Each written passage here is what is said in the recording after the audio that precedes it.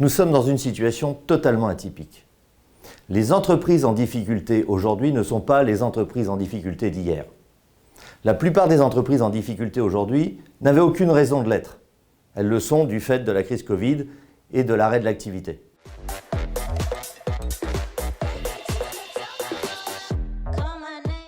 La première problématique, c'est qu'elles ne se sentent pas en difficulté puisqu'elles ne sont pas responsables de la situation.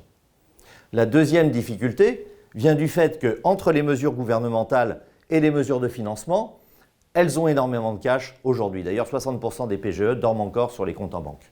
Et du coup, comme elles ont du cash, elles se disent « je ne suis pas en crise, je peux attendre ». On se rend compte en étudiant les dossiers que c'est une erreur. La plupart du temps, quand on regarde le montant du passif embarqué par le Covid et le financement des BFR de redémarrage, on se rend compte qu'il va falloir générer une surperformance pour pouvoir absorber l'ensemble. Or, cette surperformance, on n'est pas certain qu'elle sera au rendez-vous. Donc la question c'est, j'ai du cash, je ne me sens pas encore en crise, est-ce que je dois pourtant me mettre en mode gestion de crise? La réponse est oui. Pourquoi? Ce petit schéma va vous permettre de le comprendre. Quand vous êtes tout en haut de la courbe, vous avez encore beaucoup de cash et vous vous rendez compte que vous avez la trésor, la valeur de l'entreprise est à son plus haut et du coup, vous avez toutes les options de redressement possibles. Les prêteurs vont vous écouter. Vous n'avez aucun risque de désalignement avec votre actionnaire parce que votre actionnaire a toujours de la valeur en face, particulièrement si vous avez un actionnaire financier. Plus vous attendez, moins vous avez de cash et le cash, c'est la ligne d'or.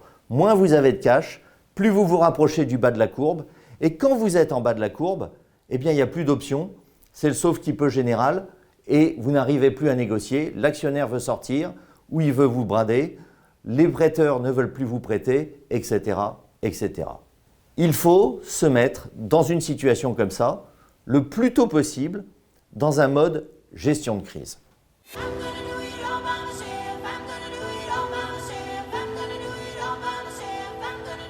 Ça veut dire déjà admettre que le paradigme de l'entreprise a changé. C'est quoi le paradigme normatif d'une entreprise? C'est je suis fort, je suis concurrentiel, donc je suis adapté à la loi du marché.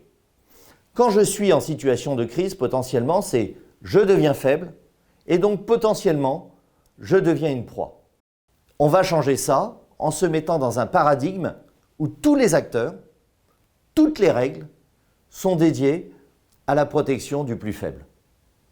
Et ça, ce sont toutes les mesures de prévention des difficultés des entreprises que l'on connaît, mandat ad hoc et conciliation, qui sont des procédures confidentielles et qui vont vous permettre, quand vous avez le temps, vous êtes en haut de la courbe, ou même au milieu de la courbe, vous avez encore le temps, vont vous permettre de faire un 360 de votre situation avec des gens dont c'est le métier de réévaluer les business models et les situations.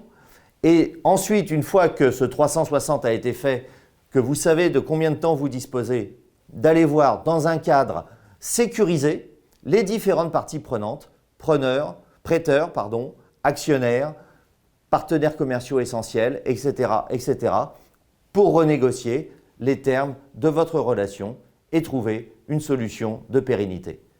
Bref, si l'on résume, aujourd'hui, la situation est incertaine, vous avez du cash, il est prudent de se considérer potentiellement en situation de crise pour se mettre d'ores et déjà dans un mode de gestion de crise qui va vous permettre, en anticipant, de faire de votre faiblesse potentielle une force et de ressentir plus fort.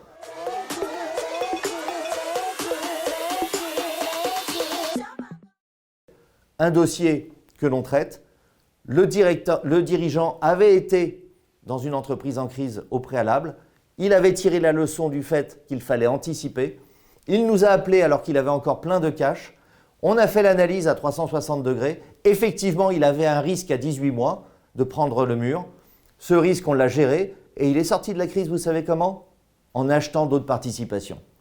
Et donc l'entreprise aujourd'hui est en train de devenir un leader de marché. Ils vont transformer la situation de faiblesse en situation de force.